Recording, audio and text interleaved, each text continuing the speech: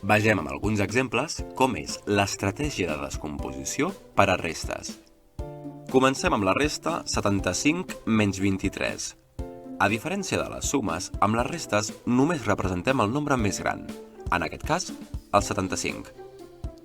7 barres i 5 unitats, dels quals haurem de treure 23 cubets. Primer podem treure 2 barres i ens en quedaran 5, és a dir, 50 cubets. I després traiem 3 cubets i ens en quedaran 2.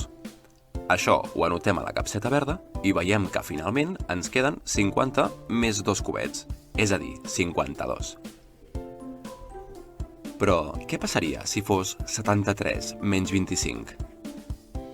Representem el 73. Per treure 25 cubets podríem, primer, treure 2 barres, però no podem treure 5 cubets. Necessitem substituir una de les barres per 10 cubets. D'aquesta manera representem el 73 com 60 més 13. Ara sí, podem treure 2 barres i 5 cubets.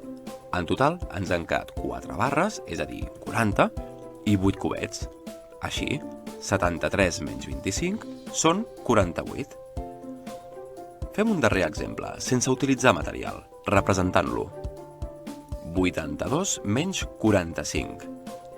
Veiem, d'entrada, que no podem treure 5 cubets si representem el 82 com 8 barres i 2 cubets. Així que, directament, podem representar el 82 amb 7 barres i 12 cubets. Ara sí, traiem 5 cubets i ens en queden 7, i traiem 4 barres i ens en queden 3. Així, 82 menys 45 és igual a 37.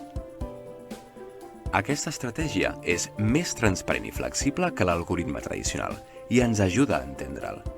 Per poder-la dominar, és fonamental anticipar la representació adequada dels nombres i tenir automatitzades les restes de nombres entre l'1 i el 20.